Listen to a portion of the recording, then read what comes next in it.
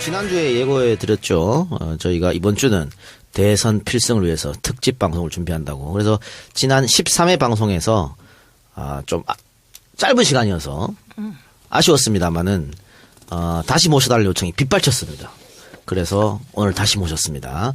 당대 최고의 선거 전략가이며 대선의 바이블 세종시 국회의원 이해찬 전 총리 나오셨습니다. 네, 이해찬입니다. 반갑습니다. 네. 우리 방송에 등장하신 게 팟캐스트를 포함해서 하여튼 일반 방송도 오랜만이셔서 그런지 등장하시고 나서 이후에 좀 화제가 된 것 같아요. 다른 방송에도 막 나가시고 그러시던데 어떻게 좀 반응이 좀 있었습니까? 이런 방송을 잘 안 하다가 예. 파파이스 네. 거기 이제 나갔는데 거기서는 막 굉장히 폭발적으로 그래가지고 원래 한 번 하기로 했었는데 지난번에 두 번째 했고 4월 하순경하고 5월 초에 한 번씩 더 하기로. 반응이 너무 좋아서. 그렇게 많은 사람들이 보고 듣는 줄 몰랐는데 예. 아무래도 해야 되겠더라고요. 예. 네. 요즘 계속해서 2012년부터 기울어진 언론 환경 이런 얘기가 많이 나와서 많은 야당 지지하신 분들이 마음 둘 곳이 없어서 팟캐스트 쪽으로 많이 이동하셨죠. 예. 그런 영향이 좀 있는 것 같고요. 그리고 보는 사람들이 젊은 사람들이 많아가지고 예. 상당히 이게 뭐랄까 폭발성이 있더라고요. 그러고 막 그걸 퍼나려고 그래가지고 유튜브에서만 보는 사람들이 한 70만 명이나. 그러니까요. 예. 지난번에 저희 방송에 출연하셨을 때 한참 이제 헌재에서 탄핵 심판이 이루어졌을 때고요. 이제 시간이 지나서 그 이후에 탄핵이 인용되고 박근혜 전 대통령이 이제 구치소로 구속이 되는 그런 일이 벌어졌습니다. 어떻게 생각하십니까? 박근혜 대통령 헌정사상 최초로 탄핵까지 되고 구속까지 된 이 판결. 우리나라 대통령 중에서 구속까지 된 사람은 전두환하고 노태우 그리고 이제 박근혜잖아요. 앞에 두 사람은 박정희가 키운 정치군인들이고 박근혜는 그 딸인데 박정희에 관계된 사람은 다 구속돼요. 그러네요. 대통령만 되면은 아주 사필 규정입니다. 네, 사필 규정. 자, 당내 경선 과정에서는 철저하게 중립을 지키셨습니다. 누구 편 들지 않으셨는데 이번 당내 경선 전반적으로 총평을 한다면 어떨까요? 예, 지금 214만 명이 참여를 했고 투표율이 76.6%. 그러니까 지난 12년하고 비교해 보면은 참여 숫자도 2배가 많습니다. 2배가 많고 그때는 투표 참여율이 56%였거든요. 그러니까 투표율도 20%가 많았고 그거 보면은 이제 참여하는 방식도 굉장히 다양해지고 또 참여율도 아주 높은 거 보면은 이번 대통령 선거에서는 정권 교체를 바라는 그런 마음이 그렇게 실려가지고 적극적으로 나서는 것 같아요. 그러니까.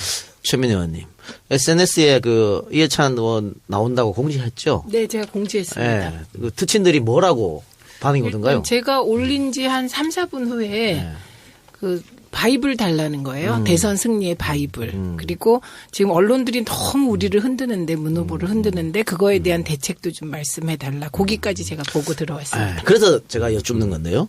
지금 각종 인터넷 게시판에 이런 글이 많아요. 아니 우리 해찬이 형은 언제 등장하는 거야 도대체 이러면서 빨리 등장하셔가지고 지금 이 어려운 걸 해쳐야지 이렇게 얘기하고 있는데 적극적으로 언제부터 나서실 것입니까? 지금 당에서 이제 선대위를 구성을 준비를 하고 있거든요. 예. 저도 참여시켜달라고 추 대표한테 아부를 떨었습니다. 네. 선대위 공식 발족하면서부터 제가 적극 참여를 할 예정입니다. 그러니까 12년도에 못하신 또 한을 또 풀어야 되니까. 12년도에는 내가 당대표였고 추미애 대표가 최고위원이었었는데 지금은 추미애 대표를 제가 모시고 거꾸로 이제 반대가 됐으니까 열심히 할 겁니다. 김현 의원은 지금 거리에서 이 의원 항상 보셨는데 어떤 면에서 이분을 이렇게 선거의 바이블이다, 전략가다 이렇게 부를까요? 그러니까 일단 수치가 밝으세요. 그래서 이제 여론조사 기관에서 여론조사를 발표하면 이제 데이터를 쭉 놓고 그것이 현재 수치에서 득표율까지 감안하고 그다음에 이제 총선과 대선의 차이, 그러니까 총선과 대선과 지방선거의 차이, 이제 이런 것들을 비교 분석하는 게 금방 나와요. 예를 들면 저희가 수치를 벌써 분석하는 게 2시간 된다 그러면은 이쪽님 같은 경우는 딱 보고 그 자리에서 이 여론조사 결과는 이렇게 봐야 된다라는 게 나오고요. 두 번째는 작은 선거와 큰 선거를 공이 다 치렀기 때문에 그 속에서의 경험이 굉장히 뭐라고 그래야 되나 예측 가능한 경험. 그다음에 우리가 조심해야 될 지점. 그러니까 큰 선거도 33일이지만 만약에 이제 계산해서 그 안에도 온갖 변수가 생기기 때문에 선거는 항시 긴장해야 된다. 그리고 끝날 때까지 끝난 게 아니다라는 점을 갖고 경각심을 갖고 대비하는 것. 그러니까 촘촘하게 이제 지켜보고 그다음에 각각의 영역에서 역할이 또 무엇을 해야 되느냐. 누구는 어떤 역할을 하는 게 적입니다라는 것을 그냥 이제 머릿속에서 늘 이렇게 그림을 그리고 길지 않고 짧게 그 선거를 임하는 태도나 각자의 자세 이런 것에 대해서 지침을 주는 거죠. 매번. 그게 저는 제일 중요한 게 객관적이세요. 모든 사물을 보는 게. 그리고 사심이 없으세요. 저는 이게 그 이해찬 총리님이 무엇인가 큰 판에서 주도할 때 실패하지 않는 이유가 그거 같아요. 근데 김현 의원 오늘도 왜 이래? 너무 사람들 많이 기대를 해서 더 기대를 증폭시키기 위해서. 네. 근데 김현 의원은 그 이총을 옆에 지켜보면서 이렇게 자세히 이제 보고 배웠으면서 왜 본인 선거 지난 총선에서 경선도 통과 못하고 그랬어요? 아, 그건 김기춘이 공작한 걸 어떻게 정하냐? 그런 거 다 무릅쓰고 이겨내셔야지. 아, 저는 사실은 김기춘이 공작을 할 거라는 거는 매번, 그러니까 2012년 대선 치고 나서 이총님한테 제가 여쭤봤어요. 우리 이 상황을 총체적으로 관리하고 조정하는 게 도대체 누구냐? 박근혜 대통령은 아닐 것 같다. 그래서 제가 김기춘 비서실장이 등장하고 나서 김기춘일 것 같다라고 제가 말씀드렸더니 그 머릿속에 충분히 가능하다라고 얘기를 하셨어요. 근데 제가 그 경각심이 조금 부족했던 거죠. 그러니까. 김기춘이 그 정도까지 저를 미워할 줄 모르는 거죠, 제가. 죄송합니다. 늘 항상 머릿속에 있어야죠. 예. 하여튼 아직 선거는 많이 있으니까요. 예. 네. 열심히 노력하시고요. 아직 젊으니까요. 네. 네. 네, 그러면 당내 대선의 바이브를 모시고 본격적으로 한번 궁금한 점 여쭤보도록 하겠습니다. 우리가 뭐 개헌 이야기도 많이 했습니다만 역시 그 87년 체제에 대한 어떤 여러 가지 문제점이 막 드러나서 이제 그런 거 아니겠습니까?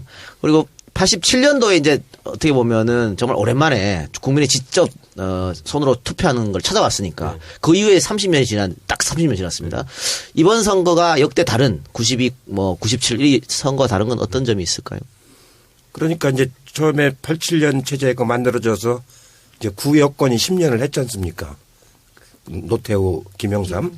그러고 나서 이제 그 개혁 진보 진영이 김대중, 노무현 10년을 하시고 그 다음에 이제 또 다시 보수 진영이 예.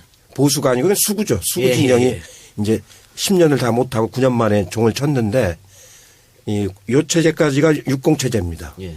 전두환 때가 50 체제고 87년부터 지금까지가 60 체제죠. 그럼 내년에 이제 개헌을 하면은 개헌 이후는 70 체제가 되는 거죠. 그러니까 올해가 있는 대선이 어떻게 보면 70 체제를 준비하는 매우 중요한 대선이라고 볼 수가 있죠. 그러면 방금 이제 뭐 수구가 10년 했다, 또 진보가 10년 했다 이렇게 말씀하셨는데 뭐 민주당 문재인 후보가 대선에서 이긴다면 당연히 정권 교체겠죠. 그러면 국민의당 안철수가 이기면 정권 교체가 아니냐? 이런 인물 교체죠. 왜냐하면 지지자들의 새누리당 표를 얻어서 되겠다 그 얘기 아닙니까 지금. 예. 자기 표로 되는 게 아니고 주로 이제 지지하는 사람들이 맞으면 바른정당하고 자유한국당 사람들 표를 얻어도 되겠다는 거 아닙니까? 그러니까 밭은 옛날 수구 세력 밭이고 사람만 바뀌는 거기 때문에 그건 인물 교체라고 봐야죠. 명쾌하세요. 그러니까 예. 탄핵 전국 들어서고 박근혜 국정농단 막 일어나고 이랬을 때는 이번 선거는 뭐 원사이드로 민주당이 이기지 않을까라는 또 추측 예측이 많았습니다. 근데 시간이 흐르면 흐를수록 꼭 그렇지 않은 걸로 가는 것 같아요. 왜? 보수의 생존력이 어마어마한 것 같아요. 하긴 뭐 IMF가 터져도 억지로 이겼을 네. 테니까. 그러니까 지난번에 이야기한 것처럼 마지막 단계에 와서는 항상 결집을 하는 거거든요. 큰 게 블록으로 우리가 나눠져 있습니다. 우리나라 유권자를 보면은 이 수구 세력을 지지하는 블록 이게 거의 한 40% 가까이 됩니다. 그다음에 진보 진영을 그 지지하는 블록 이게 이제 한 30% 되고 나머지 30%가 이제 마저 왔다 갔다 하는 그런 이제 스윙 보터 이제 부분인데 그게 어느 쪽으로 가냐에 따라서 선거 결과가 달라지기 때문에 이 강구한 40%를 절대로 무시해서는 안 되는 거거든요. 지금은 그게 홍준표가 감이 안 되는 사람이 나오니까 그쪽으로 안 가고 있는 건데 웬만큼 감이 되는 사람이 나오면 오히려 유승민 후보가 바른정당에서 안 나오고 자유한국당에서 나왔으면 그쪽으로 많이 갈 가능성이 높았던 거죠. 그럼 우리 저 두 분께 여쭤볼게요. 지금 국민의당이라고 이제 다른 당을 차려서 나가신 분들 다 지난 그 국회 때 같이 의정활동 하신 분들이잖아요. 어떻게 보면은 한솥밥 먹던 식구들인데, 네. 그러니까 이념 차이가 그렇게 크지 않다. 이렇게 볼 수 있는 거 아닐까요? 어떻게 생각하십니까? 그렇죠. 예를 들면 이제 외교통일 안보 분야가 어찌 보면은 보수 쪽의 분들하고 진보 개혁적인 분들하고 가장 대척점이 그 분야인데 사실은 안철수 후보가 얼마 전에 이제 개성공단이나 금강산 관광을 재개하는 것에 대해서 반대하는 입장을 피력했잖아요. 그러면은 박지원 대표는 그렇지 않은 입장이거든요. 그래서 제가 볼 때는 국민의당 안에서 그러니까 후보 시절에 이제 안철수 후보가 얘기했던 공약과 당의 공약이 불일치하는 지점이 생길 거다라고 보여지는데 어쨌든 저는 안철수 후보의 그 정책 검증이 이제 이후에 남아 있는 숙제라고 보고 기본적으로 이제 총님이 말씀하셨던 것처럼 이제 그 25에서 30%의 보수 진영의 아직 미결집 그다음에 그 안철수 후보가 컨벤션 효과로 인한 일시적 이제 거품 그리고 저희 이 문재인 후보의 탄탄한 이 38에서 41 그래서 40대 20대 30 이제 이런 구도라고 보면 안철수 후보가 뭐 지금 막 파죽지세라고 얘기하면서 국민의당이 뭐 이렇게 계속 연일 샴페인을 터뜨리는데 제가 볼 때는 그거는 뭐 조정 국면으로 들어가면 이제 15, 16일 날 후보 등록 기간이잖아요. 예. 그리고 홍준표, 유승민 이쪽에서 이제 치고 올라올 수 있기 때문에 저희가 조금 더 단단하게 대비를 해야 되는 거 아닌가 싶어요. 자, 최민희 의원 대답하시기 전에 지금 그 김현 의원이 안철수 컨벤션 효과를 얘기했어요. 그런데 후보 정해진 거 문재인 후보 안철수 후보 며칠 차이 안 난다고요. 하루 차이죠. 그럼 왜 문재인 후보는 컨벤션 효과를 못 누렸는가라는 질문. 지금 이제 언론 환경을 좀 얘기를 해야 되는데요. 요새는 막 양강구도 뭐 이런 조사가 많이 나오지 않습니까? 저는 그 대선 치르면서 이렇게 5명의 후보가 나와 있는데 벌써 양강구도 얘기하는 건 여론조사하는 건 처음 봤어요. 2012년도에 그 안철수 후보하고 문재인 후보가 그 단일화 할 때 단일화 과정에서는 양강구도를 여론조사를 한 번도 해본 적이 없습니다. 맨 마지막에 단일화 끝날 무렵에 그때 한 번 처음으로 그 양강구도 여론조사를 해서 발표한 적이 있거든요. 근데 이번에는 각 당에 지금 경선 결과가 나오지도 않았는데 양강구도를 벌써 한 일주일 전부터 이렇게 보도를 해가지고 하는데 왜 그러냐면 이미 1, 2등 간의 격차가 너무 크기 때문에 그대로 보도가 나가면 선거가 끝나고 거나 마찬가지잖아요. 예. 그래서 인위적으로 만든 효과라고. 모든 언론에서 안철수 띄우기를 해서 안철수 컨벤션 효과를 만들어냈다. 그렇게 만들어낸 이렇게, 거죠. 예, 정리하고요. 자, 최민희 네, 의원. 저는 국민의당 안철수 후보가 네. 오늘 네. 그 사드 배치 빨리 해야 되고 그다음에 개성공단에 대해서도 기존 입장을 완전히 뒤집었어요. 그래서 일단 내일 모레쯤 되면 국민의당 내부에 정동영 의원이라든지 천정배 의원이라든지 그동안의 사드 반대를 확실하게 하시고 개성공단은 재개해야 된다고 주장하셨던 분들이 어떻게 하실지가 일단 좀 궁금해요. 그 내부의 균열이 일어날까 안 일어날까 예, 요거 궁금한 포인트로 보고 있고요. 안철수 후보의 지지율이 일시적으로 높아지는 건 지금 말씀하신 언론도 뭐 한 몫을 했고 그다음에 우리 당의 이제 안희정 후보의 지지율이 일부 또 빠져나가기도 하고 뭐 이런 복합적인 요인이라고 생각을 해요. 근데 안철수 후보는 오늘 이제 사드 문제하고 개성공단 문제에 대해서 보수표를 얻기 위한 행보를 확실하게 하고 있는 새누리당 거잖아요. 지지표들. 예. 그러니까 새누리당 지지표를 가져오려고 하면 이거는 또 안철수를 일부 지지했던 중도 중에 좀 개혁적인 젊은 층 표가 이렇게 떨어져 나가게 돼 있기 때문에 저는 안철수 후보가 뭐 치고 올라왔다. 지금 현상은 뭐 일부 인정하지만 이게 언제까지 갈 것이냐 부분은 지켜봐야 한다고 봅니다. 그래서 같은 당 아까 얘기하셨는데 이현주 이제 의원이 오늘 국민의당으로 이제 들어갔잖아요. 사실은 이현주 의원이 저희 더불어민주당의 초선 의원 중에 그러니까 전략공천으로 이제 초선이 됐고 그다음에 재선될 때는 경쟁을 아예 안 했어요. 단독으로 공천을 받았고 초선 의원 때 원내대변인을 아마 우리 당 여성 의원 중에 가장 오랫동안 여러 차례 했고 당 대변인도 그다음에 했죠. 그다음에 그 대정부 질문도 거의 가장 많이 한 그리고 지역 공약이나 아니면은 본인이 그 뭐 조직본부장도 하고 청년위원장도 하고 그래서 어찌 보면은 그 가장 각광받던 여성 정치인이에요. 그런데 경선 과정에서 실망했다고 하면서 탈당하고 그리고 이제 국민의당으로 가서 안철수 후보를 돕겠다고 했는데 저는 뭐 정책과 노선의 차이라기보다는 앞으로 본인의 정책 진로에 따라서 이제 정치인이 자당을 뽑아준 국민들의 뜻을 달리하는 형태의 정치. 그러니까 국민의당도 그런 배경으로 탄생이 된 정당이잖아요. 그래서 그런 점에서 조금 많이 아쉬워하고 그다음에 정치인들에 대해서 불신한 이유 중에 하나도 뽑아준 정당을 그냥 묻지도 않고 여러 국민의 그렇죠. 뜻을 묻지도 않고 이리 갔다 저리 갔다 하는 것에 대해서 그러니까 정책의 차이라기보다는 뭐 정책의 차이도 있지만 그런 이제 이합집산으로 인해서 나오는 차이, 분열 이런 것들이 더 문제이지 않나 싶습니다. 네. 그러니까 뭐 2번 하라고 뽑아줬는데 갑자기 자기 마음대로 3번으로 하잖아요. 가니까 그 여기서 좀 제 자랑을 하면 그 지난번에 경기도당위원장 선거 있을 때 이현주 전해철 캠퍼스 다 연락이 왔습니다. 이제 출연하고 싶다고. 전해철만 출연시켰어. 그래서 삐져서 나갔군요. 자, 그럼 총리님, 추가 탈당이 있을까요? 뭐 그거야 뭐 알 수가 없는데 네. 아마 큰 추가 탈당은 없을 것 같고 한두 명 탈당하고 하는 게 그 대세에 큰 영향이 없을 것이다. 못 미치는 거고요. 네.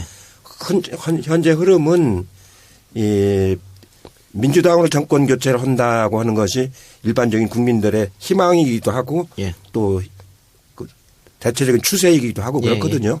왜 그러냐면은 그 국민의당은 40석 아닙니까 지금. 예.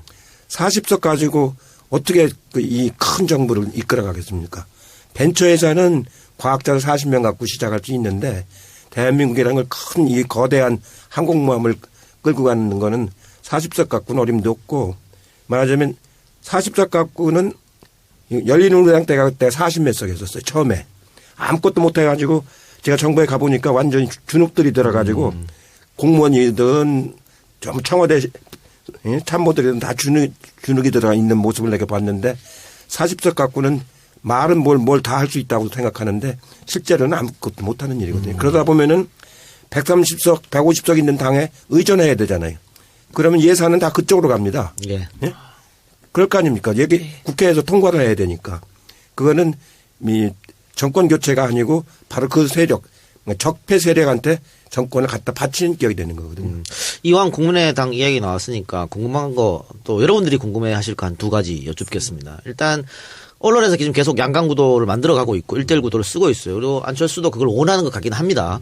그런데 지금 국민의당의 거의 대부분의 지역구 의원들은 호남 출신이거든요. 둘만 빼놓고 그렇죠. 호남이죠. 그러니까 이 사람들이 이 자유한국당, 바른정당하고 과연 손을 잡을 수 있을까? 그럼 호남 지역구민들이 반발하지 않을까? 그걸 무릅쓰고 과연 할 수 있을까? 이게 궁금하고요. 또 두 번째는 그렇게 했을 때, 그렇게 어떻게 해갖고 1대1 구도를 만들었을 때 호남 분들이 안철수를 뽑아줄까 하는 점. 그 두 개가 궁금하거든요. 호남 분들은 지금 그렇게 새누리당하고 이렇게 단일화를 한다라든가 이렇게 내통을 해갖고 정권 교체되길 바라는 게 아니거든요.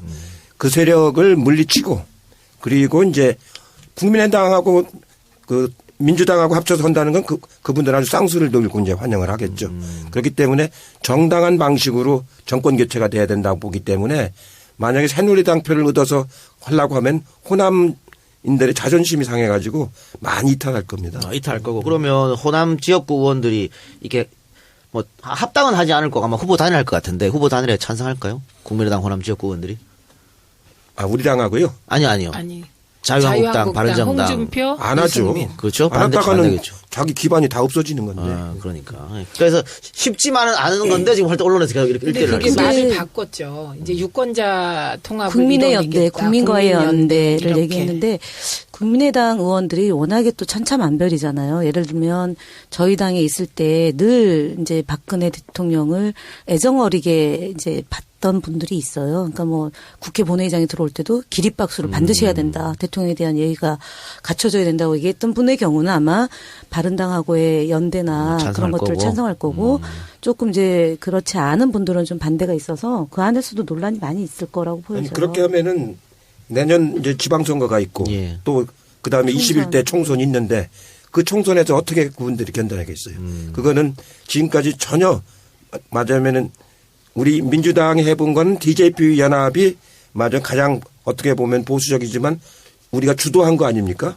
근데 여기는 저쪽 당이 이제 95석입니까? 지금 자유한국당이? 네. 그리고 그 바른정당이 35석? 35석. 그 당에다가 예산이고 법률이고 다 의존해야 될 거 아닙니까? 그게 무슨 정권 교체? 그거는 아까 말한 인물 교체지. 그러면은 이렇게 없죠. 선거에서는 아무래도 구도가 가장 중요하지 않습니까? 근데 방금 이렇게 우리가 얘기한 거는 그 1대1 구도는 좀 되게 어렵지 않느냐 이렇게 얘기를 했습니다. 또 다자 구도로 하면은 민주당이 아무래도 유리할 것 같은데 지금의 구도에서 변화가 없을까요? 지금 선거가 한 30여일 남았습니다. 이제 뭐 등록이 한 열흘밖에 안 남았는데 지금 모르지요. 이제 나중에 가서 그 유승민하고 그 홍준표는 그 합칠지도 모르겠는데 제가 보기에는 그분들은 이번에 당선되는 게 목적은 아닌 것 같고 당권? 이번에 나와가지고 이제 당을 주도해 나가는 차기를 이제 바라보고 당을 주도해 나가는 게 주목적인 것 같기 때문에 서로 양보를 안 할 것 같아요. 그 두 분조차도. 네. 그러니까 최소한도 4명 심상정 후보까지 하면 5명 오자 구도로 그 선거가 진행될 가능성이 아주 높다고 해야죠. 바른정당 같은 경우에는 그 돈 문제 때문이라도 양보하지 않겠냐라는 추측도 있던데요. 어떻게 보십니까? 돈은 뭐 그 상당히 들어가니까 등록금만 해도 5억이나 들어가고 다른 비용까지 합치면 뭐 수십억이 들어가죠. 근데 10%를 못 받으면 이제 보전을 못 받으니까 좀 어려움이 있을 텐데 그래도 유승민 후보도 자기도 재산이 좀 있고 그런 사람이고 또 주변에 있는 사람들이 우리 야당하고는 좀 공이 하나 달라요. 공. 두 개가 다르지 않아요? 우리는 만 원이면 뭐 거기는 최소한도 공이 하나 다른 사람들이기 네. 때문에 그 돈 문제는 큰 건 아닐 겁니다. 그러니까 4월 9일 날 이제 선거 대선 자금을 각 당에 4월 수수된다면서 18일 날요. 4월 4월 18일 날인데 더불어민주당이 124억이고 자유한국당이 119억 7천만 원, 국민의당이 86억 6천만 원, 바른정당이 63억 4천만 원, 정의당이 27억 6천만 원, 총 420억 원이 근데 지원돼요. 정의당의 이제 얘기를 들어보니 그냥 그 27억 범위 내에서 치르겠다. 그러니까 바른정당도 63억인데 63억 인건비로 이니까. 나가는 거 빼고 그 규모를 맞춰가지고 최소 규모는 준비한다고 되기 그러더라고요. 때문에 네. 실현할 수 있어요. 그다음에 또 후원금을 거둘 수가 있기 때문에 예, 알겠습니다. 그럼 대구 경북 지역에 저기 지방선거 준비하려면 자기 후보들이 있어야 되는 거죠, 뭐. 자, 그러면 광고 듣고 와서 이해찬 전 총리와 민주당으로의 정권 교체를 위한 다양한 이야기 나눠보도록 하겠습니다. 네, 광고 듣고 왔습니다. 자, 우리가 목요일 날, 4월 6일 날 지금 녹음을 하고 있는데요. 어제, 오늘, 계속해서 야당 지지자들이 인터넷에서 지금 멘붕을 느끼고 있습니다. 네. 이게 무슨 일이야 막 불안해하고 하는데 이게 아마 여론조사 때문인 것 같아요. 각종 지금 뭐 여론조사 회사, 언론사에서 실시하는 여론조사가 지금과는 완전 다르게 지금 나오고 있고 뭐 다자구도에서도 그렇게 차이를 많이 내면서 문 후보가 이기지 못하고 있고 양강구도로 하면 뭐 지는 것도 나오고 이러는데 두 분은 왜 이런 여론조사 결과가 나온다고 보십니까? 그 일단 여론조사의 흐름은요. 여론조사 기관이 그 의도에 따라 일부 흐름을 바꿀 수 있는 몇 가지 코드가 있습니다. 그게 유무선 비율이에요. 첫째. 그래서 지금 걱정하시는 여론조사가 나오는 그 여론조사 보면 대개 유선이 40% 가까이 들어 있습니다. 그리고 무선이 60%예요. 근데 이건 흐름을 반영하지 못하거든요. 그래서 요런 여론조사 결과가 있고 그다음에 요런 안철수 상승 분위기를 이끈 내일신문 조사 같은 경우는 아예 무선은 들어가지 않았고요. 유선 40% 대 인터넷 앱 받아서 인터넷 조사를 했어요. 그래서 이 인터넷 앱 조사는 그 내일신문이 이제 의뢰한 디오피니언이라는 데서 이제 일정하게 그 패널들을 갖고 있어요. 그래서 그 패널들을 대상으로 앱을 다시 다운받아서 하도록 유도하는 거기 때문에 그쪽에서도 이거는 여론을 정확하게 반영하지 않을 수 있다. 이런 얘기를 한 거거든요. 네. 그래서 요게 이제 이번 여론조사가 들쭉날쭉한 이유고요. 그리고 지금 말씀하신 것 중에 이제 리얼미터가 있는데 그 리얼미터는 무선 90, 유선 10이에요. 그런데 오자구도를 똑같이 해도 유선 10, 무선 90으로 해도 오자구도 수치가 다른 경우가 있는데요. 그 이유는 설명을 하고 물어보는 거. 그리고 단순히 인물 대 인물을 놓고 물어보는 게 결과가 달라요. 네, 그래서 무당 여론조사는 자체가? 네, 네. 그래서 물론 뭐 이런 모든 여론조사 결과에도 뭐 우리 당 후보가 아주 높은 지지율이 유지되면 좋겠지만 여론조사는 얼마든지 수치가 바뀔 수 있기 때문에 그렇게 불안해하시지 말고 불안해하실 시간에 뭔가 우리 후보를 위해서 메시지 하나라도 더 퍼나르자 이걸 제안드립니다. 예. 사회자께서는 집 전화번호 아세요 지금? 전화 없습니다. 집 전화 없습니다. 그냥 예, 와이프하고 나하고 휴대전화만 있습니다. 그러니까 나도 우리 집 전화번호를 몰라요. 아, 있긴 있으시고요. 있긴 있어요. 근데 한 번도 전화를 써본 적은 없어요. 예, 그만큼 이제 그 우리나라 그 전화 보급률이 무선으로 90% 이상 이제 넘어가 있는 거거든요. 그래서 여론조사 할 적에도 최소한도 80%까지는 무선을 가지고 전화를 여론조사를 하고 나머지 한 20% 이하를 유선으로 해야 되는데 지금도 되게 거꾸로 이제 하는 경우도 있고 아주 하는데 되게 우리가 그 조사를 해보면은 무선을 10% 더 쓰면은 이 우리 쪽으로 진보 진영 쪽으로 여론 지지도가 한 3% 더 올라갑니다. 10%당 그러니까 60% 쓸 때하고 80%는 6% 차이가 나는 거거든요. 그 이제 그런 걸 그 여론조사는 많이 이렇게 해보면은 그걸 알 수가 있는데 그걸 그 언론사들이 이제 역으로 지금 거꾸로 이제 이용하고 있는 거죠. 그 여론조사 무용론이 사실은 많이 펴졌었잖아요. 그러니까 지난 총선 때도 다 틀렸고 미국 대선도 다 틀렸고 영국 브렉시트도 다 틀렸고 이렇게 무용론에 불고 있지만 그래도 여론조사에 어떻게 지금 의지할 수밖에 없는 상황에서 그런지 지금 야당 지지자신 분들이 많이 지금 속도 상황 갖고 불안해한 것 같아요. 그래서 그 총리님께서 어떻게 불안할 필요 없다라든가 좀. 여론조사를 싸구려 여론조사하니까 그렇게 되는 거예요. 지금 어떠냐면은. 저렴한 여론조사. 예, 저렴한 여론조사. 어떠냐면은 여론조사 회사가 여론조사 하는데 비용이 들어가지 않습니까? 그 신문사에다가 보도를 하잖아요. 그러니까 자기 돈으로 조사하고 신문사에다가 자료 제공 형식으로 하는 경우도 많이 있어요. 또 의뢰한 신문사가 돈을 주는 게 아니고 자기 회사 광고하려고. 예, 그래서 이제 저렴한 여론조사를 하는데 실제로 그 여론조사를 정확하게 하려면은 약 1,500명 정도의 샘플조사가 아니고 대면조사. 필드에 나가서 대면조사를 하고서 그 다음에 이제 전화면접 조사를 추세를 판단하기 위해서 하면은 실제로 95% 맞추는 게 사실입니다. 근데 그 처음에 하는 그 대면조사, 현장조사를 안 하죠, 요즘 애들. 예. 그거 하려면 돈이 한 5천만 원 들어가거든요. 그걸 안 하니까 엉터리 조사들이 나오는 거거든요. 제가 제가 전문가인데 사약과에서는 여론조사를 전문적으로 배우지 않습니까? 네. 반드시 그 현장에 나가서 대면조사를 한 것을 기초로 해서 나머지를 해야 되는 거예요. 그 어저께 RN서치 여론조사가 나왔는데요. 그 문재인 후보가 48.6%, 안철수 후보가 28.6%, 홍준표 후보가 10.2%, 심상정 후보가 4.2%, 유승민 후보가 2.2%. 근데 이게 이제 다섯 후보의 총합이 93.8%고 6.2%가 이제 응대를 안 한 거로 나오는데 이 여론조사 결과치는 사실은 최근에 흐름과 거의 비슷한데 네. 이 여론조사를 인용하는 언론은 거의 없었어요. 그러니까 종편 보도를 보면 대부분 이제 내일신문 거하고 중앙일보하고 YTN 거 했는데 이 여론조사치가 어찌 보면은 가장 그러니까 소위 우리 지금 이번 대선을 보는 그러니까 유권자들이 진보 개혁적인 유권자가 한 60% 되고 사상 초유의 그러니까 나는 진보다 나는 개혁이다라고 얘기하는 분들이 60%가량 되고 그러니까 보수적이다라고 얘기하는 분들이 30 정도 되고 이제 뭐 부동층이 이제 10% 되는 건데 그거랑 근사하게 나오는 네. 거죠. 그다음에 특히 안철수 후보가 현재는 뭐 보수당이나 자유당에서 일정 정도 지지를 받고 있지만 국민의당을 그러니까 호남을 기반으로 한 국민의당이 여당이라고 보지는 집권 여당이라고 보지는 않고 있기 때문에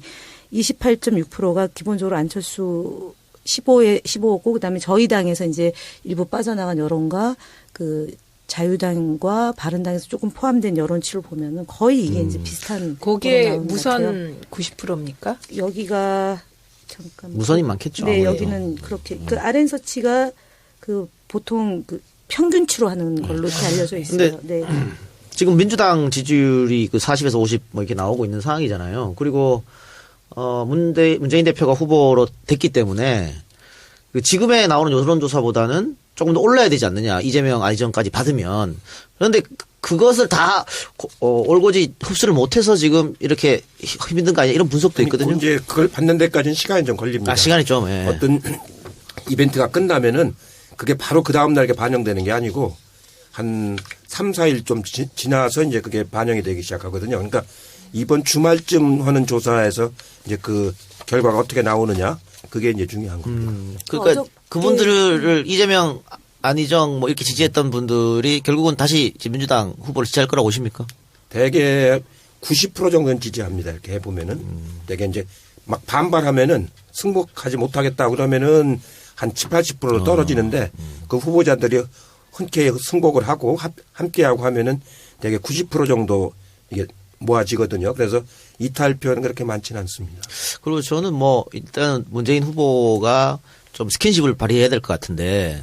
8일 날 그렇죠. 만난다고 되어 호프 있죠. 만나. 호프타임을 주말에 하는 걸로. 예, 그런 거 좋은 거잖아요. 그렇죠? 예. 예, 그런 그럼 걸로 우리 좀 한켠에 우리도 가서 호프 마셔야 되나요? 그렇죠. 비공개 호프타임이라는데 가세요. 아, 가서서. 예. 우리 저희도 조용히 가서. 예. 그런 스킨십 우리도 하는 걸 안희정 좀. 후보 좋아하잖아요. 예. 저는 안희정 후보 팬이죠. 솔직히 말씀드리면. 정홍준 후보하고 노무현 후보가 단일화가 됐잖아요. 그래가지고 12년대 여의도 그 포장마차에서 소주. 이게 러브샷을 했지 않습니까? 예, 예. 그 화면이 이렇게 그때 나가지고 그 사람들한테 굉장히 많은 감동을 주고 그랬는데 이번에도 그런 화면이 좋게 나가는 게 매우 중요해요. 비공개로 할 필요 없습니다. 같이 어울려서 이렇게 하는 게. 공개해도 괜찮다. 그럼 당연히. 예. 그러니까 뭐 우리 방송을 듣고 계시던 그 이재명, 안희정 지지자분들을 일주일 안으로 빨리 돌아오세요. 어저께 저건 그 제가 중요하지 이재명 않습니까? 시장께서 예. 나를 버리고 왜 탈당하냐 이런 메시지까지 남겼으니까 뭐 예, 이재명이 문재인이다. 이렇게 또 얘기하셨었죠. 네네네. 자, 그리고, 조직을 빨리 꾸려서 정비하는 것도 중요하지 않겠습니까? 조직은 이제 당 선대위가 꾸며지면은 되게 당 중심으로 이제 조직은 돌아가고 되는 거기 때문에 이미 우리 당은 내부적으로는 당 정비가 아주 잘 돼 있습니다. 전국적으로. 제가 당 한 지가 한 30년 됐는데 요즘처럼 이게 당이 안정되고 정비가 잘 된 건 처음이거든요. 예. 여의도에다 당사를 샀다라고 하는 건 기적입니다. 기적. 정말로. 그래. 그 지하에 녹음실도 있다면서요? 지하에 방송실 다 해놨습니다. 예. 근데 그런 것 또한 너무 급하게 당이 뭐 방송국도 다 통합하겠다 이러면 안 되는 거죠. 우리는 뭐든지 무리 없이 서서히 시간을 단계적으로 밟아가서. 확실하게. 그리고 그 당의 국회의원들이 전 도에 다 있지 않습니까? 지금. 네, 네. 이렇게 전국도에 다 국회의원들이 있는 것도 처음이에요, 지금. 대구 경북에도 국회의원이 있고, 응? 울산도 있고, 부산도 있고, 경남도 있고, 강원도도 이제 생겼고, 이렇게 전국적으로 우리 당 의원들이 있는 건 이번이 처음입니다. 진짜 전국 근데 정당. 울산은 무소속인데. 울산. 거긴 울산은 무소속이구나. 무소속이죠. 네. 그럼 방금 말씀하신 것처럼 조직은 지금 당에서 잘하고 있다고 하시는데 어쨌든 컨트롤 타워는 있어야 되는 거 아닙니까? 물론이죠. 그게 이제 네. 중앙선대위가 구성이 돼가지고 중앙선대, 이제 추미애 대표가 이제 상임대표를 맡고 나머지 분들이 공동대표 위원장도 맡고 본부장도 맡고 해갖고 꾸며나가는 상임위 선대 구성을 지금 당에서 한참 하고 있습니다. 아마 늦어도 이번 주말쯤에 아마 원래는 나올 오늘 겁니다. 다 나온다고 그랬는데 했는데 조금 늦어지는 것 같아요. 내일까지. 우리 방송 듣고 계신 분들은 이해찬 의원이 컨트롤 타워 이렇게. 저도 그 여기 와 선대위에 있어요. 참여할 예정입니다. 그 이해찬이라는 비장의 무기를 가지고 있는 우리는 얼마나 행복한가. 그러니까. 네, 대선 진두지휘를 하셔야 될 텐데요. 추미애 대표 모시고서 제가 하여튼 최선을 다해서 죽을 뚱말뚱 하겠습니다. 급해요, 급해. 캠프 합류는 언제 하시는 건가요? 그러니까 다들 이렇게 인터넷에서 빨리 해달라고 요청이 많았어요. 아마 그게 2012년도의 패배 뭐 그런 것도 당연히 기억에 남기 그렇죠. 때문에. 당대표. 추미애 대표한테 어제 전화로 말씀을 드렸어요. 저 꼭 참여시켜달라고. 뭘 하셔요? 뭘 하셔요? 해드리겠다고. 네, 그러면 여러분 걱정하지 마십시오. 이제 드디어 출격. 대장부엉이 출격입니다. 자, 우리 최민희 의원님 이번 선거에 관해서 질문할 거 있습니까? 저요. 이제 캠프가 조심해야 되잖아요. 근데 이제 조심한다는 게 조심하라고 해서 되는 게 아니라 우발적인 실수들이 막 나오잖아요. 이런 건 어떻게 막을 수 있을까요? 그러니까 이제 마음들을 예. 제가 늘 얘기를 하잖아요. 곧고 선한 마음을 가지라고. 그리고 정성을 다하라고 하는데 이런 선거 때가 오면은 말을 도드라지게 하면 안 돼요. 되게 말을 도드라지게 하려다가 사고를 치는 수가 많고 또 그 욕심을 내면 안 돼. 내가 여기서 큰 공을 세워야 되겠다.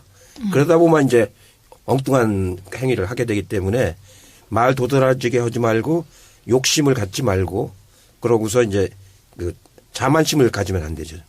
자만심을 가지면 안 되고. 그래서 마음이 굉장히 중요한 거예요. 마음이.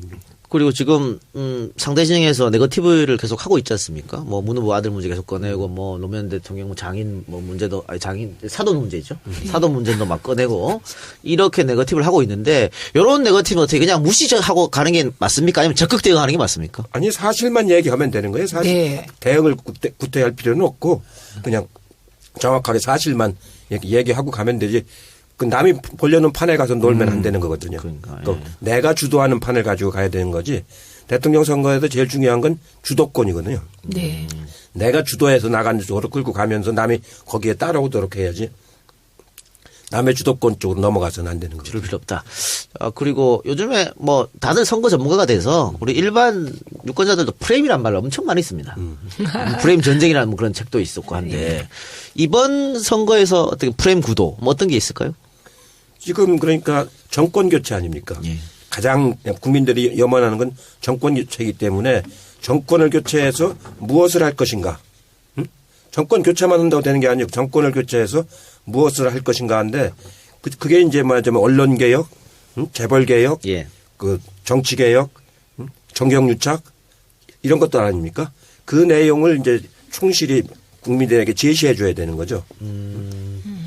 김현 의원도 궁금한 거. 선거 승리의 비책. 이번 선거의 주안점을 둬야 될 지점. 그러니까 당이 어디에 방점을 찍고 후보든 당이 역할을 해야 될지에 대해서. 근데 다른 선거와는 달리 너무 짧지 않습니까? 그렇기 몇 개월씩 때문에 하는데 지금 딱 한 달이니까. 그러니까 그 메시지가 좀 단명해야 되고 간명하게 메시지를 보내줘야 되고 그 아까 말한 그 적폐헌 이후에 그 개혁 그 전망을 분명히 보여줘야 되는 거거든요. 특히 이제 우리 국민들이 제일 시달리고 있는 게 청년 실업 문제, 그 다음에 노인 보건 복지 문제, 어린이 그 보육 문제. 교육 보육 문제 이것들 아닙니까? 이게 제일 심각한 거기 때문에 그런 쪽에 정책과 예산과 법률을 어떻게 하겠다라는 걸 분명하게 보여주는 이번 방송 토론에서 우리 당내 경선 텔레비 토론에서 그런 정책적인 것들이 저는 좀 부족했다고 봐요. 그런 것들이 그러니까 국민들에게 아직 메시지가 전달이 안 됐어. 문재인 후보가 뭘 하겠다라는 게 그 정권 교체 적폐청산까지만 얘기가 됐지 그 이후에 정책 비전이 전달이 안 돼 있거든요. 그러니까 그런 부분들을 지금부터 명확하게 제시를 해 주는 게 중요한 거죠. 김대중 대통령의 승리, 노무현 대통령의 승리 요인이 뭐 여러 가지 있겠지만 그 중에 하나가 뭐 노무현의 눈물이라든가 DJ와 함께 춤을 이런 작업들이 성공했다 이런 평가가 많거든요. 그런 것도 이제 감성적인 거예요. 측면이 있죠. 그런 건 보완적인 것이지 그게 주가 되는 건 아니고 주가 되는 건 역시 대중경제. 대중경제가 이제 먹히는 거 아닙니까? 그다음에 노무현 대통령 때는 새로운 새정치 이게 먹혔던 거거든요. 그거 가령 행정수도 이전 이게 이제 주도를 했지 않습니까? 그때 이회창 후보는 행정수도만 반박만 했지 자기 걸 제시한 게 없잖아요. 그렇기 때문에 주도하는 정책 제시 이게 굉장히 중요한 부분이에요. 그러니까 지금 제이노믹스가 좀 더 알려졌으면 좋겠어요. 그리고 알겠습니다. 저는 그 지지자와 당원분들께 너무 걱정 말아요. 그때 그 말씀을 드리고 싶습니다. 그런데 이렇게 이제 언론 환경이 우호적이지도 않고 그리고 이제 여론조사도 뭐 다양한 여론조사가 또 지금 대선판을 흔들라는 시도입니다. 이게 지금. 그런데 여러분 스스로에게도 놀라고 계실 텐데요. 지금 각종 커뮤니티에서 지켜보던 국민과 지지자들이 이거 뭐냐 지금 어디서 누가 어떤 일을 벌이고 있는 거야 이러면서 되게 능동화되셨습니다. 예. 그래서 정말 다양한 그 안철수 후보 검증 자료들이 지금 막 제보가 들어오고 있습니다. 그러니까 결국은 국민의 힘으로 이길 겁니다. 1등 후보를 견제하지 않고 흔들지 않으면은 선거는 다 끝난 거나 마찬가지 아닙니까? 그렇기 때문에 끊임없이 1등 후보는 흔들 수밖에 없는 것이고 그걸 이겨낼 수 있는 그런 말하자면 강인함, 집요함 이런 게 있어야 결국은 대통령이 되는 것이지 적당히 넘어가서 대통령이 되는 것은 없어요. 그러니까 대통령이라고 하는 건 끝나고 나서 생각해 보면은 본인의 아주 엄청난 그 노력과 하늘의 뜻이 닿아서 되는 거지 그 하나만 갖고 되는 법은 없거든요. 그러니까 진인다 대천명이라고 최대한 모든 정성을 다 들여서 이제 해야 됩니다. 제가 삼시를 얘기하지 않습니까? 전당대회 네. 추미애 대표가 그 인용해서 쓰시던데 정말 진실한 마음으로 성실한 자세로 절실한 그 심정으로 이번 대통령 선거를 꼭 이기겠다. 그런 마음으로 해야 결국은 이기는 거기 때문에 그런 흔들기에 너무 그렇게 막 그 주눅지 말고 꿋꿋하게 가야 됩니다. 뭐 1등 후보의 숙명이라고 여기고. 그래 경선 때 막 공격받았는 거 연습이라 생각하면 되잖아요. 지다 놓고 보면 경선 때 어떤 논란이 있었는지 별로 이렇게 남는 거는 없는 것 같아요. 이번 당내 경선에서는. 그래요. 알겠습니다. 네. 자, 그러면 이것으로 진짜 왔다 시즌 3 21회 1부 방송 마치고요. 저희는 내일 2부로 다시 돌아오겠습니다. 두 분 당연히 2부에도 참여하십니다. 여러분 어디 가지 마시고 채널 고정해 주세요. 자, 2부에서 뵙겠습니다. 고맙습니다. 고맙습니다. 수고하셨습니다. 감사합니다. 더불어 민주당 국민과 더불어